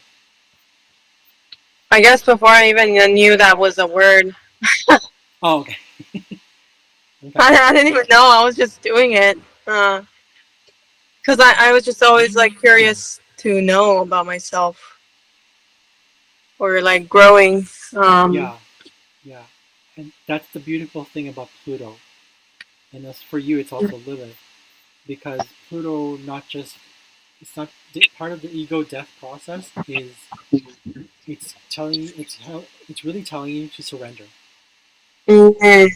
And when you surrender to the all the suffering and pain, the loss and the death and the fear, you really go in and you just like that's where the real catharsis happens. Especially for Yeah, Scorpio, it's beautiful. It's just like more like psychosis. yeah, absolutely, yeah, I've absolutely, been experiencing a lot of hypersensitivity, things like that, dark nights of the soul, all of those things. But yeah, I mean, they never but said it was going to be easy. no, no, it's not. But I think for me, I didn't really realize it because just like any of us with Sun Pluto uh, conjunction, especially Yeah, I'm gonna um, look that up because you were saying that you haven't really seen that many people with Sun conjunction Pluto. Is that correct? yeah, that's right. Yeah, Okay. there's a website I saw with like actors. They have their sunja, but I was like, oh, they're in a ride for their life. Oh, um, but oh, because yeah, because I don't know which actors are have awakened, right? So I don't know, but that's the only thing I've seen. their life. Like, Oh, because is that it's just Pluto. He's like along with Lilith. He's like he intense? wants you Like, to it's, be real, like real, as in like to the soul, real. Like it's just it's a ripping apart of your oh yeah, ego. Like the ego part of. If you look at the if you understand this already, but if you see the sun, right? The sun is the center of attention, right? So that's what yeah. usually what the sun is. But what happens is the sun's light, it knows that it shines bright. It knows that it will reach farther than the farthest, planet. So it has this sort of like behaves almost a bit like the moon. It has this sort of enveloped, and it's sort of like I guess you can see through the sunlight, it kind of envelops everything else. But the thing is, it doesn't realize that because it's more from it's the ego. The sun is also it's also basically the ego itself. It's the one that wants to go, you come to me, rather than I will come to you. Mm-hmm. But Pluto's way out there. So because Pluto's way out there in the darkness, it's it basically is almost like an opposite to the sun because it's like Okay. Yeah. right. Uh-huh. The sun wants Okay. light, Pluto wants dark. So when you put it God. together, it's like this sort of conflict. Oh. Yeah, Yeah. mhm. and Gotcha. it makes you really powerful. But at first, from an ego perspective, it's very it's also oh I forgot to mention this. Pluto is where we have to process things alone. Hmm. Not to say that we're lonely. It's not about that. It's just it's a lonesome it's a lonely journey. But Yeah. when we're not really lonely, it just makes us realize what doesn't serve us anymore. And what makes Pluto magnetic more than the moon actually is that when we're starting to be real with ourselves, and you already know this, it can be part of manifesting as well. Mm-hmm. There you go. So that's why, especially at least for you, because you have a different placement than I do, but you have the core Ixion placement there. Mm-hmm. It's almost like the more you get in touch with your inner bliss and rhythm and flow of life, and really trusting your inner power, and really like all of it. It's almost like you have this auto boundary, but also this auto magnetism. Hmm. So it's almost like the sun goes like, I'm gonna shine so dark that you can come to me, but I'm gonna help you heal as well. Pluto is healing. It's like it's weird because it's like it's there's a lot of people. If you I don't know if you know this, but the moment a lot of people get to know the real Pluto, it's almost like they don't want to be there because they're so fucking scared of it. Ah, I see. At least that's my experience. It's Yeah. because we want things like real. We do not stand for superficiality at all. So yeah, and that's where the loneliness comes in. But it's not really that. It's just it's liberating, right? Yeah. To Scorpio though, because yours is in Scorpio, mine is in Libra. The difference is that with Scorpio, the desire is stronger. Mine's more focused on the superficiality of the relationship. Mine is like, no, relationships have to be fucking genuine. Yours is more about, yes, relationships, but it's more like the connection made Yeah. with your relationship. So it's not really about love. It's more about actual, to the core. Like, like if I'm going to fuck you, I'm going to make love to every hole in your body and make more. Oh, I see. Sorry, but you get what I'm saying. You get what I mean, right? So it's like, Oh, yeah, yeah, yeah, yeah, yeah.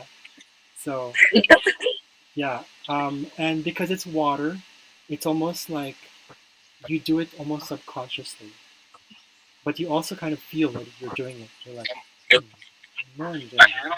Okay. So it's like, because it is about power and yeah. catharsis and willpower as well and control, really. But one of the things I noticed about the Scorpio energy is that, and correct me if I'm wrong, but then I'm just looking at it from my experience, my relationship with my mom. Yeah. Okay. She's not Scorpio though, but her Venus was in Scorpio. Oh, okay. Mercury also in Scorpio. So I got this download that one time I was just like, huh, I think Scorpio just wants you to fucking trust them. Like they just want that's what it is.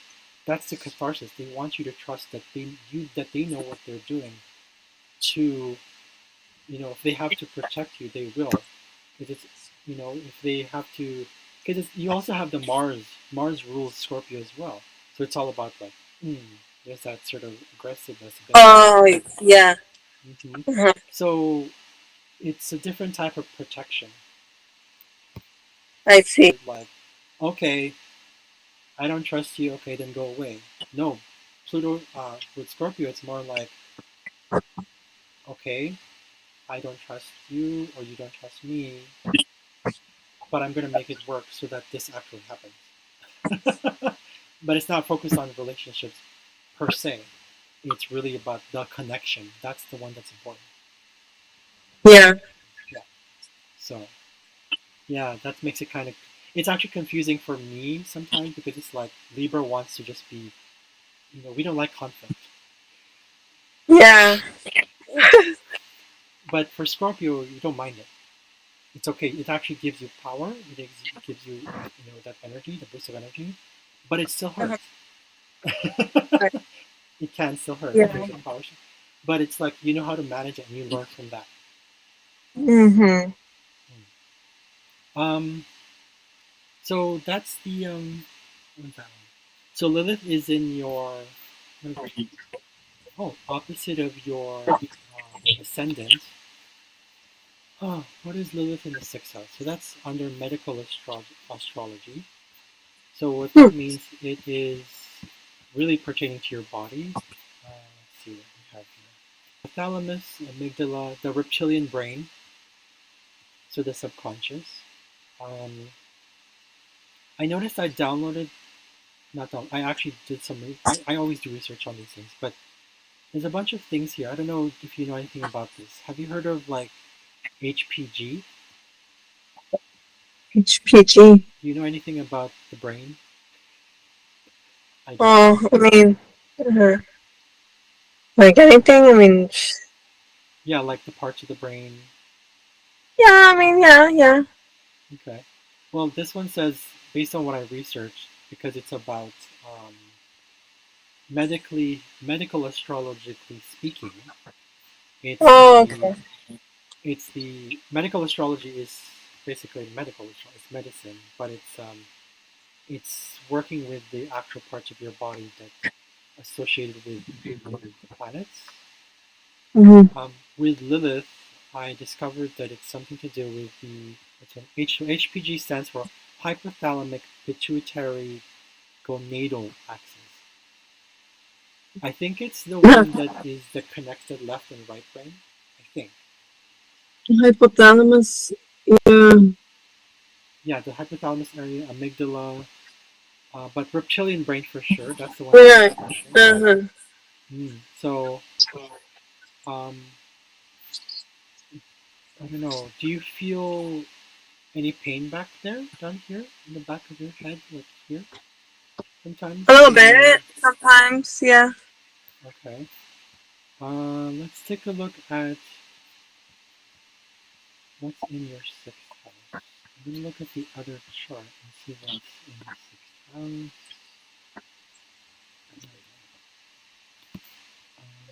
Oh, okay, you have Orcus there.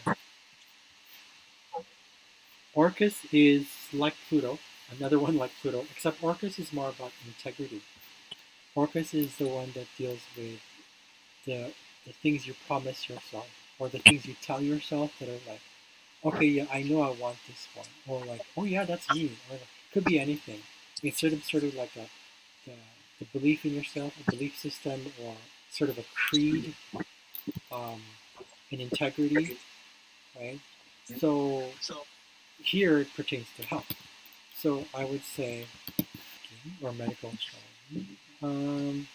Oh, it's also the reptilian brain. Okay, that makes sense. So around the back area right here, the basal ganglia, that's what I discovered. Probably the heart, I'm not sure. But definitely the subconscious area of the brain down back here, subcortical brain regions. Um,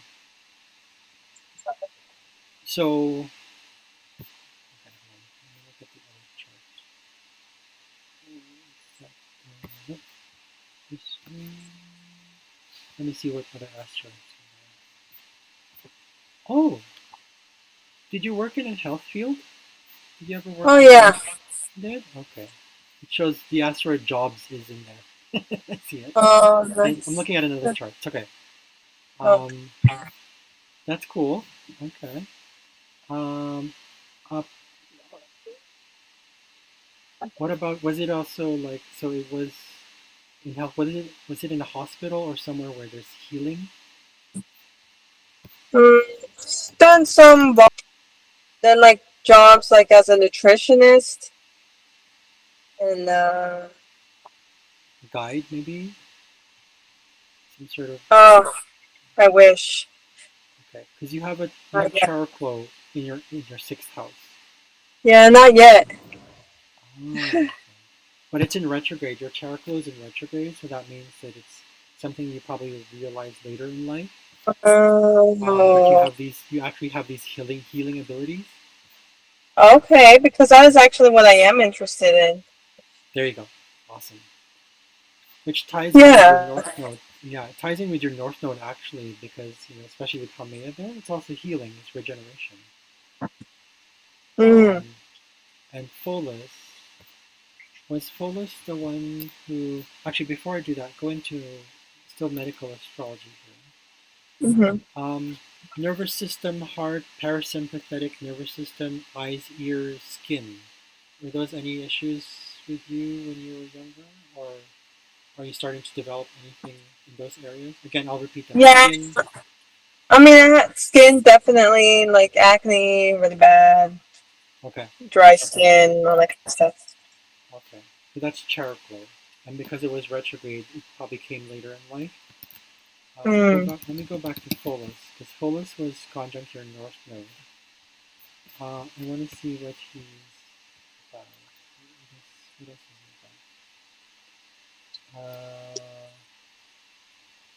he about? He's okay. Trauma from the unknown, life-changing or life-altering decisions, instinct, intuition, attention, intention. So he's about like the what now. So being basically in the moment, making decisions, even though regardless of the consequences. Small mistakes, uh, consequential or big outcomes. Um, the one person that can make a difference. That's part of your, Yeah. in your north node. So even though you have Lilith there, is it Lilith here? You have Palmea, you have Pholus, you have, what did I see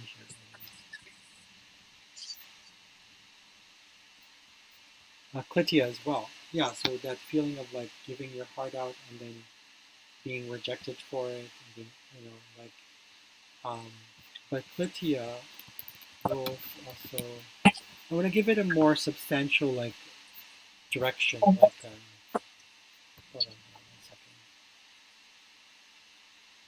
So you said you're drawn to health, like healing and guidance.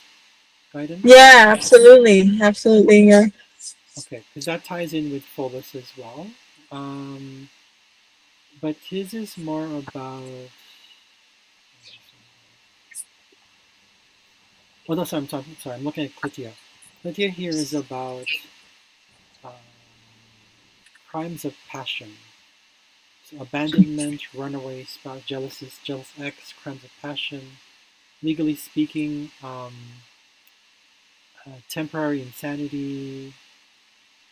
In, these are just legal terms. Irresistible impulse, That provocation. sounds all scary.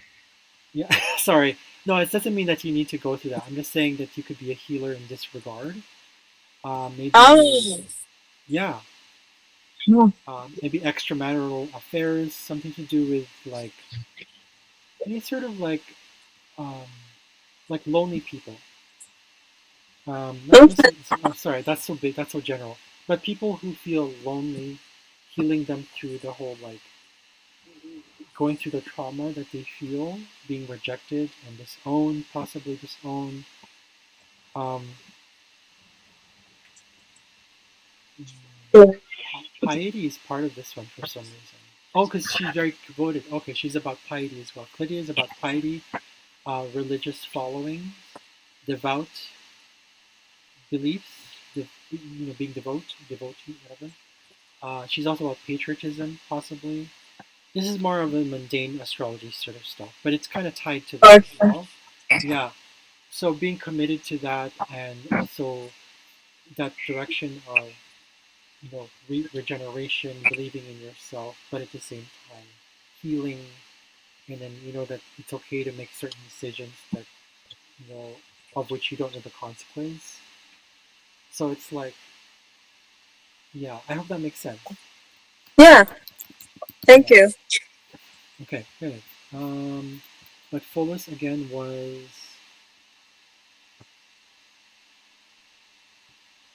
oh, he's about daily ceremony and ritual. Okay. No, vitamins for some reason. Yeah. I'll put that in I. here. I mean, I do love vitamins. Okay, there you go. Something to do with that. Okay, Yeah. interesting. Ah, okay. So any sort of like crossroad people who are going through a process or transitioning, Mhm. um, people who have been hurt, because it says here small cuts or wounds. So that could also be figurative as well, like emotional cuts and wounds. What do you call this? Missed opportunities. Ah, it ties in with the Clitia thing. Okay. Mm. Something to do with the educational system or domestic orientation or education itself. So that ties in with the guide thing or coach or leader or something like that. It's also because it's in Libra. Libra, Aries, Cancer, and Capricorn are all cardinal signs. They represent initiative or leadership. Um, so for you, your North Node is towards that. You know how to be a leader Mm. anyways from the past life. Here, you're just taking it towards relationships itself. So it all ties in with the Got it. Haumea thing as well. The Haumea, the Pholus, Kotia, yeah, Wow. because that's what I see. Wondering if there's other ones that I missed. I thought I didn't miss anything. Because usually when I was doing your research on your charts, I was looking into um, asteroids tied to specific points in your chart. Mhm. Let's go back to. Okay. I'll just do this quickly. You can see it. Lymph nodes. That one's selection here.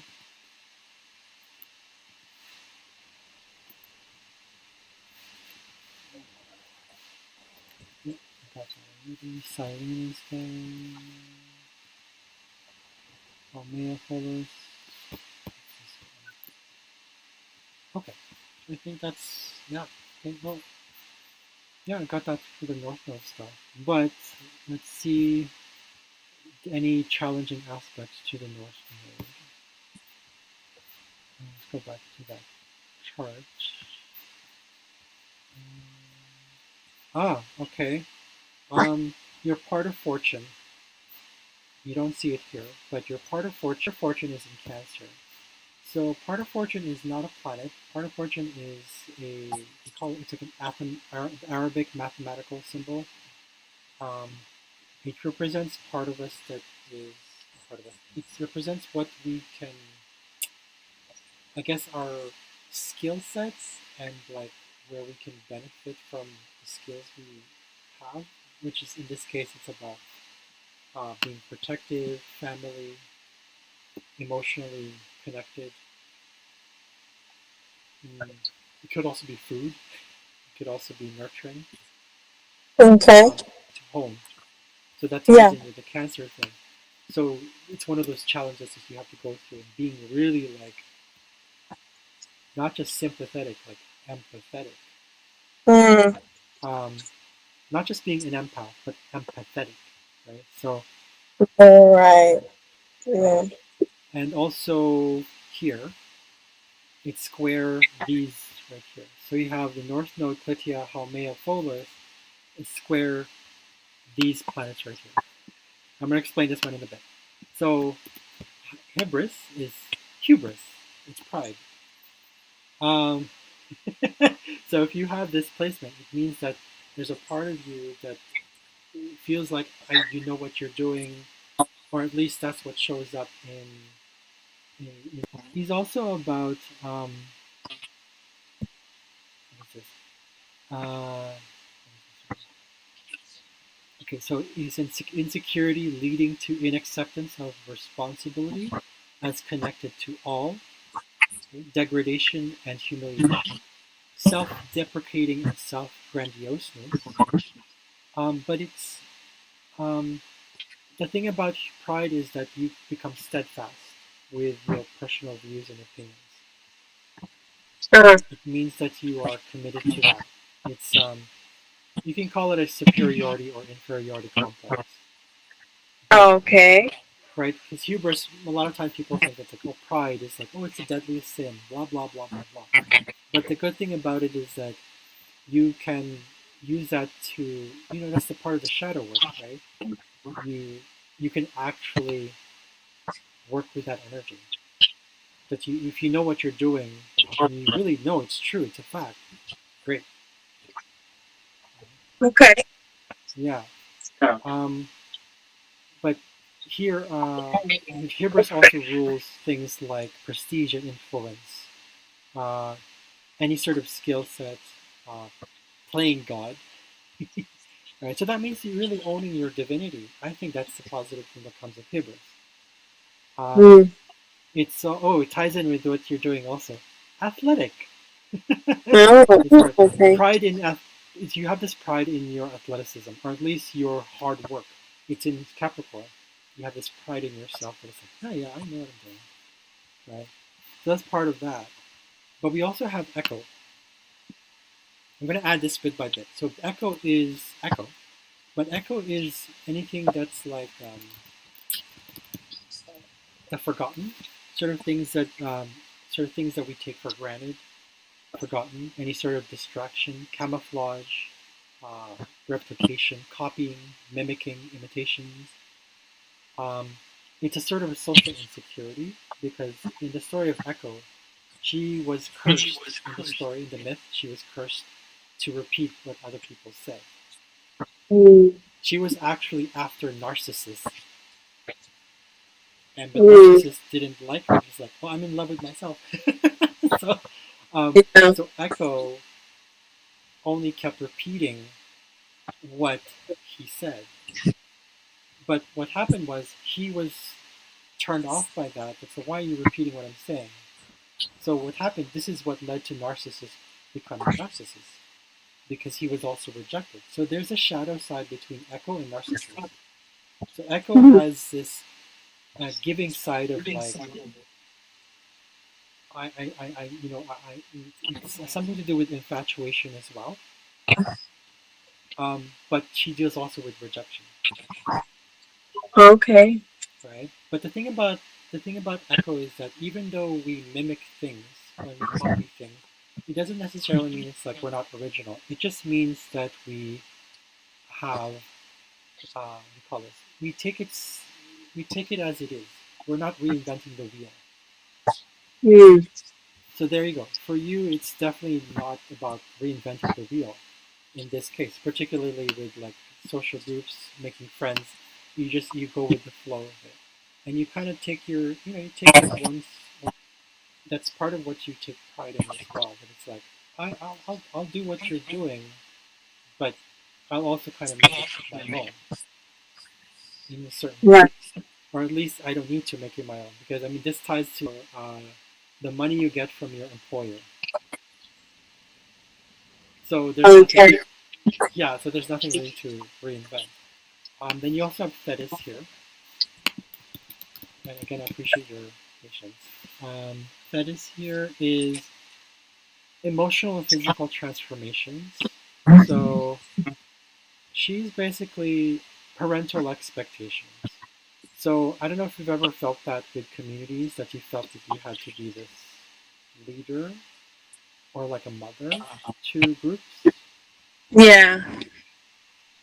Like more the mother sort of thing. And did you ever feel like you had to sacrifice basic needs or emotions? Yeah. Hmm, Sure. okay, yeah. Um, so this is part of this status placement. It's almost like it's a responsibility to your leadership role. It's almost like you kind of have to, you're there, but you're also not there. You're, how do I call this? You're protective, but you're also piercing. It Mm. represents that too. It's in the story of Thetis is that she was represented in mythology with both a spear and a protective gear, like cloaks. She had a cloak. She had a bowl of spells. She had a flute for charming others. Okay. Um, so she was wearing a shield as well. She's kind of like she's almost like Hera or Juno. She was seen in statue with a spear and a shield and a bunch of other things because she was both the protector and the instigator because she's like nature and nurture basically. Um, so how or at least your you had this responsibility. You felt like you had this responsibility. um, maybe overconfidence, maybe falling from grace, disconnecting from truth. Hubris is also here, but it's not just hubris, it's innocent hubris. Okay. You know the story of Okay. Icar- you know the story of Icarus, right? He was the one who flew to the sun. His father Mm-hmm. warned him. Yeah, that's basically Icarus. So how that ties in with all of this is the North Node. How do I Hmm. explain this one? It's it's almost like there's a part of you that wants to be. It's not. It's kind of like a South Node thing. It's almost like you know you are in control, but sometimes it extends outside of you, and it's almost like you become taking care of nurturing your inner self, like meaning like your what is the journey that or whatever you're pulled toward. Maybe you have this sense of responsibility to groups or people or just society in general. Yeah. So that in stuff that's telling me that it's like learning from what you can control versus what you cannot control is key to helping you move. And that ties in Okay. with this whole skill set that you have of learning to be nurturing. Huh.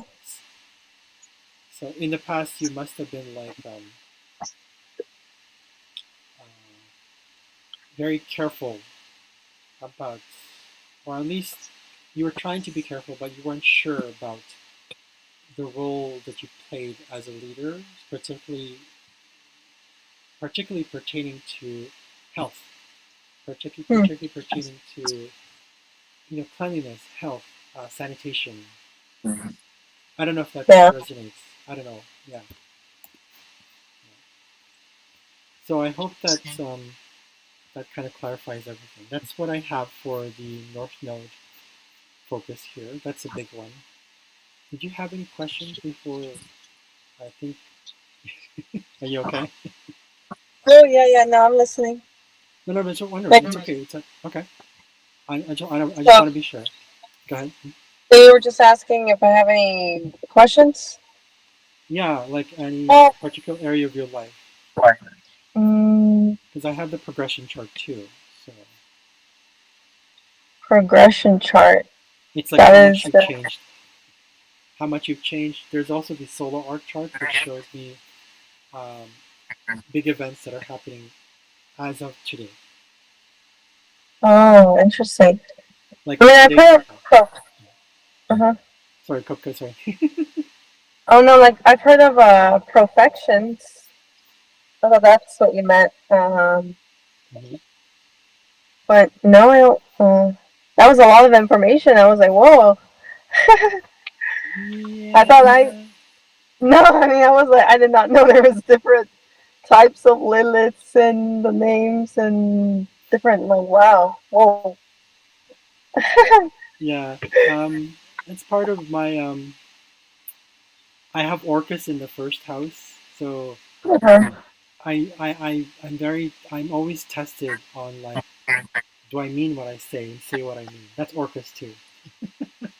Wait, so So, you said there's the you have the progression and what was the other one that the information Solar Arc.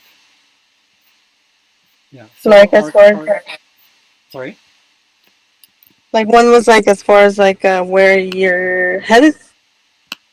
I don't know. You Uh, said something like that. that's your North Node. Oh yeah. Yeah, but Yeah. I'm talking if it's okay uh, regarding the progression. It's where you basically change from the time you were born because it shows me like how much you've changed. Mm-hmm. So if you want to skip that, we can go to the solar arc, which is more about like potential like big events that like important things that are happening, at least have been happening, depending on the planets and where they are. Yeah. Only thing is, I think I'm gonna have to start driving soon. So I don't know if you mind. Like I can Oh, just I don't. like I don't like I would like to listen, but probably just get myself out of the video Oh, or maybe. that's totally fine. What we can do is it's not because I want you to keep you in the video. It's more like I can already sense that it's like it's okay. If you have to drive, focus on that. It's Oh, totally okay. fine. Yeah, because there's more opportunities next time too. Like I mean, it's there's always like I still Yeah, do there's it. a I lot to still learn. yeah I still read for some people like well this one person I read for like every at least every month. Not it's not a Oh, plan. It's okay. I don't plan it. Yeah, it's just some it just comes up. She has questions. Nice. So I get curious and I go, let's take a look at your chart right now. What's going on here? And then if there's something particular, then I would draw up like, do I need this asteroid? Do I need this? So we get more into specifics, right? Because if I read your whole chart, we would be here for like hours, more than this. And it's like, we can't do that.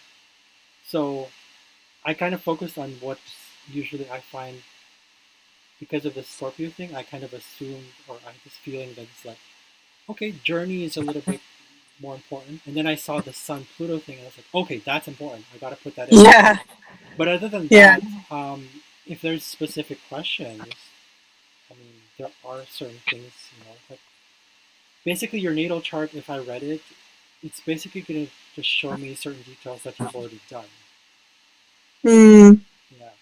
So, because So, astrology goes back to the past and it can go into the future as well and present. So, yeah.